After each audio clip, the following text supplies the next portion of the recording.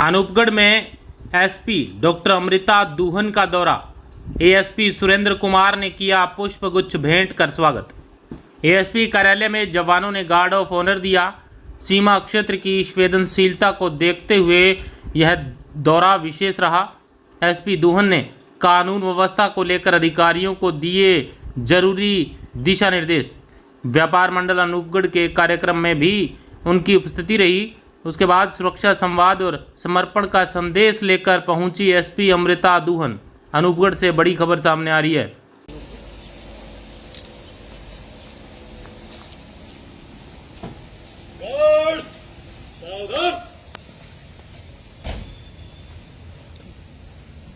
Guard general slot सलामी सत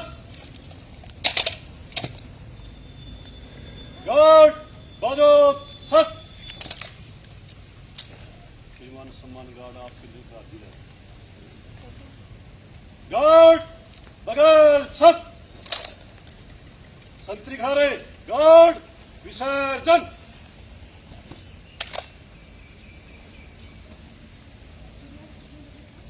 ASP कार्यालय और व्यापार मंडल बैठक के बाद एसपी ने थाने का औचक निरीक्षण भी किया और लंबित मामलों के जल्द निस्तारण के सख्त निर्देश दिए हैं। तीसरी मंजिल पर बने मैस का भी निरीक्षण कर खुद खाना खाया, भोजन से संतुष्टि जताई। कानून व्यवस्था दुरुस्त करने के साथ व्यवस्थाओं पर भी पैनी नजर। एसपी दूहन का अनूपगढ़ दौरा जनता को संबोधित करते हुए उन्होंने क्या कहा, सुनिए। यहाँ पर पधारे सभी अनूपगढ़ के प्रबुद्धजन, माननीय विधायक महोदय, व्यापार मंडल के सभी पदाधिकारी, भाइयों और बहनों, सबसे पहले तो मैं आप सभी से क्षमा मांगना चाहूंगी अपने विलंब के लिए। आप यूं मत समझिएगा कि पुलिस लेट पहुंचती है सब जगह। मेरी मीटिंग थी जो थोड़ी लंबी चली, इस वजह से मैं आपके बीच में थोड़ा लेट आ पाई। नहीं तो अब हमने अपना रिस्पांस टाइम बहुत कम कर दिया है।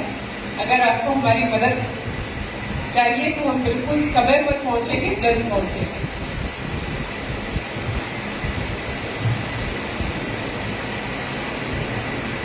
अभी एडिशनल साहब ने, हमारे सीआई साहब ने आपको बहुत कुछ बताया। तो मेरी ज्वाइनिंग 19 तारीख की नहीं थी, मैंने 24 तारीख को ज्वाइन किया है। तो आज मेरा 5वां मीटिंग है और आप सबके बीच में आने का मुझे सौभाग्य प्राप्त हुआ है।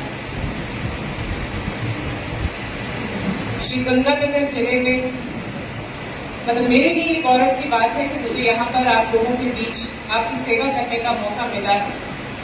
तो मैं इस मौके का पूरा फायदा उठाना चाहती हूँ।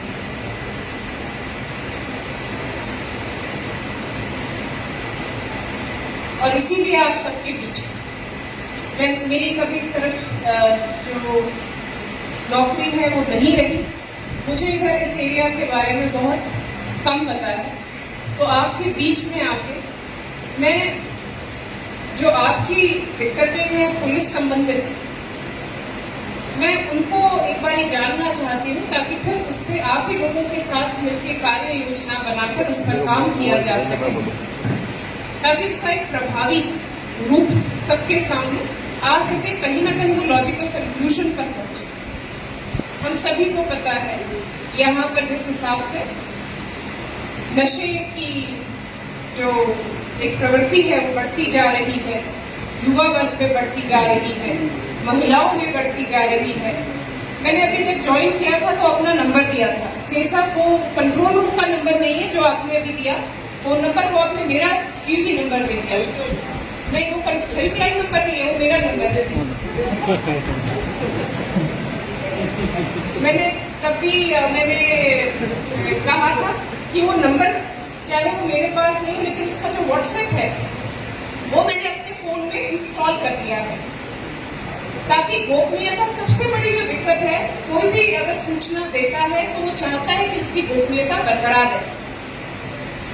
अगर किसी ने वो नंबर, क्योंकि उन्होंने बहुत सारी लंबी लिस्ट दी थी नंबर्स की, तो हो सकता है आप में से किसी के ध्यान में वो नंबर नहीं रहा हो, तो मैं आपको पुनः अनुरोध करना चाहती हूँ, वो नंबर बताना चाहती हूँ 87-645 87645 13-201 13201। तो ये मेरा CUG नंबर है। हो सकता है मैं इस पर फोन नहीं उठाऊं, मेरे पर्सनल स्टाफ के पास ये फोन हो, लेकिन इसका व्हाट्सएप का एक्सेस सिर्फ मेरे पास है।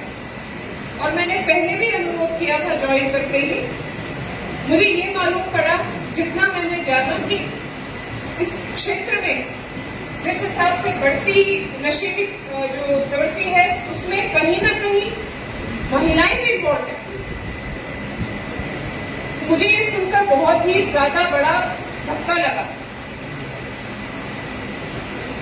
देखिए, जब अगर कोई गैर कानूनी कार्रवाई कर रहा है तो उसमें हम ना ही धर्म देखते हैं, ना ही जाति देखते हैं, ना ही जेंडर देखते हैं। तो ये मेरा स्पष्ट मैसेज है कि जो भी समाज को गलत रास्ते पर लेकर जाने की तरफ काम कर रहे हैं, जो भी युवा वर्ग को भ्रम में डालकर गलत रास्ता दिखा रहे हैं, तो आप संभल जाएं। फिर आपकी जो जगह है वो आमजन में नहीं है। आपके लिए गैर कानूनी जो काम करते हैं, कानून के विरुद्ध जाके जो काम करते हैं, उनके लिए एक अलग जगह बना रखी है। हमें बड़ी खुशी होगी हर किसी को उनकी सही जगह दिखाने में। सही कह रही हूँ? आप भी यही चाहते हैं? दूसरी बात, अभी जो नए कानून आए हैं, आपराधिक कानून, उसमें इतनी अच्छी चीज दे रखी है, हम संपत्ति भी कुर्क कर सकते हैं। अगर किसी भी तरह से कोई आपराधिक रूप में कोई पैसे कमाकर और उससे कोई भी संपत्ति अर्जित करता है, सिर्फ वह व्यक्ति, उसने अगर अपने परिवारजनों के नाम पे भी कोई संपत्ति अर्जित की है, अगर, और स्पेशली मादक पदार्थ में तो नशे के व्यापारियों के लिए तो जो उनके ससुराल वाले भी हैं, अगर उन्होंने भी कोई संपत्ति अर्जित की है तो हम उसको तुरंत कुर्क कर सकते हैं। उसके लिए बहुत अच्छे प्रावधान दे रखे हैं। तो ये मैं चाहती हूँ मैसेज सबके पास जाए कि जिस चीज के लिए आप, जिस चीज को कमाने के लिए गलत काम कर रहे हैं, एक तो गलत है, आपको उसकी सजा मिलेगी, और उस गलत काम से, गैर कानूनी काम से अगर आपने किसी भी तरह से धन प्राप्त किया है तो वो आपके पास रहेगा नहीं। तो फिर आप ये क्यों कर रहे हैं? नुकसान ही नुकसान है। एक होता है कि दोनों हाथों में लड्डू, इसमें तो दोनों हाथों में ही, मतलब खाली क्या हथकड़ी है। तो ये बात मैसेज सभी तक पहुंचे, और इसमें यही रहेगा, इसमें हम ये नहीं देखेंगे कि पुरुष है या महिला है। मेरे पास ये जब मैंने नंबर दिया तो मेरे पास बहुत सारे, अब तक लगभग मेरे पास 1000 के लगभग मेरे पास मैसेज आ गए हैं। तो मुझे एक दिन तो पूरा लगा उनमें से सूचनाएं निकालने में और नोट डाउन करने में। तो संडे मैंने वही लगाया। अब वो सूचना एकत्रित हुई है, किंतु मेरा आपसे अनुरोध है कि आप बिल्कुल सटीक, सही, बड़ी सूचना दें, तो मेरा बहुत काम कम हो जाएगा।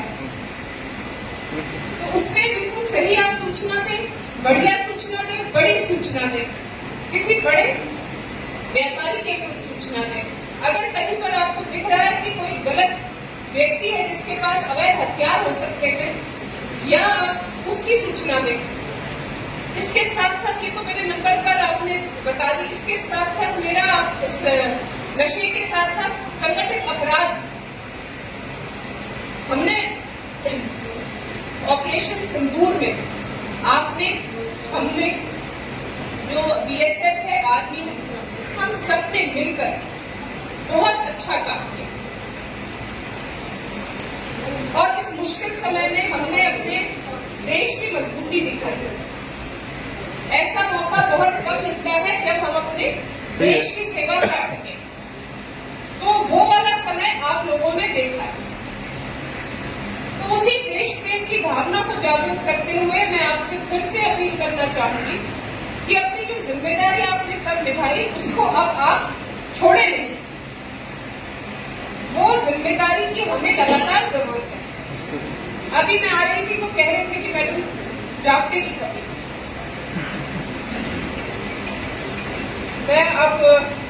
मैंने कहा जागते की कमी है, लेकिन वो तो जब भर्ती होंगे इसी के बाद तो सभी जगह कमी है, मैं उसको एकदम में कैसे पूरा कर सकती। किंतु आप सबको देखा तो मुझे लगा हमें किस चीज की कमी है। अगर आप कंधे से कंधा मिलाकर हमारे साथ खड़े तो हमें किस चीज की कमी है। रात्रि गश्त के दौरान अगर हमारे पास आप व्यापार संघ है, कहीं पर इकट्ठी दुकानें कुछ है, कोई बाजार है, वहां पर सीपीओ की व्यवस्था हो जाए जिसकी जिम्मेदारी हम लेते हैं, तो हमें कितना उसमें बल मिलेगा।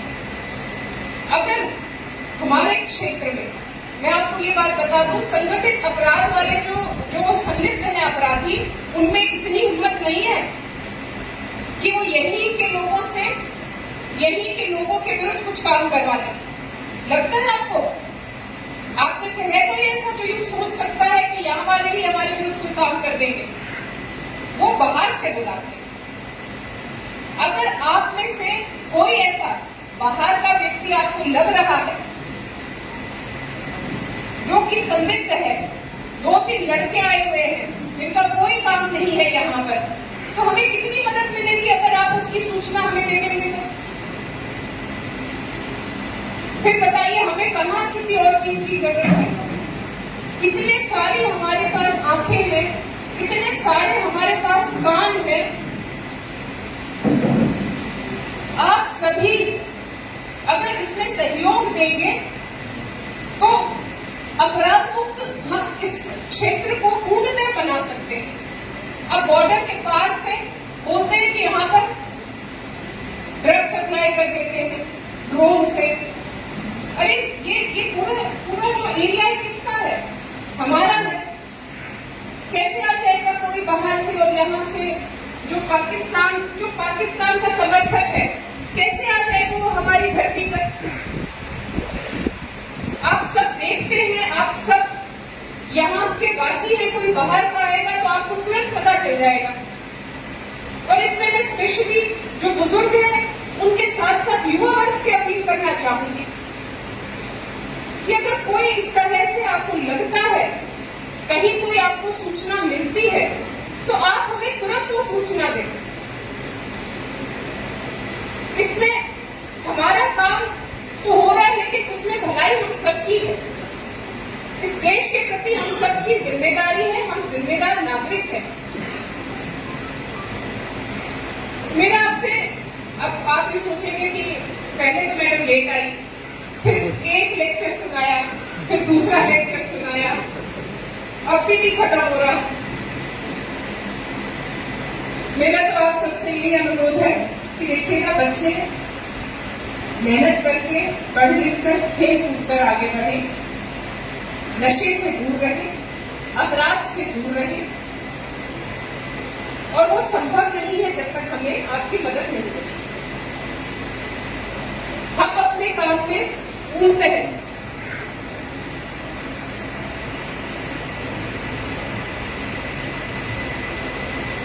हम अपने काम में पूरी कर्तव्य निष्ठा दिखाएंगे और अपनी टीम की तरफ से मैं कह सकती हूँ कि अगर कोई सूचना आएगी तो उसमें, जैसे आज मैं लेट हुई हूँ वैसे आप नहीं लेट होंगे, और अगर कोई भी सूचना आती है तो उसको गंभीरता से लेंगे। ये अभी हाँ कह रहे हैं आप सबके सामने, तो इसीलिए उन्हें आप सबसे एक बार मेरा विनम्र अनुरोध रहेगा, निवेदन रहेगा, और आप सबकी सहभागिता की अपेक्षा करते हुए मैं अपनी वाणी को विराम देती हूँ और लगातार आपके बीच में आती रहूंगी इस मेरे कार्यकाल में। यही मेरी और आपसे सहयोग की अपेक्षा करती रहूंगी। जय जय भारत।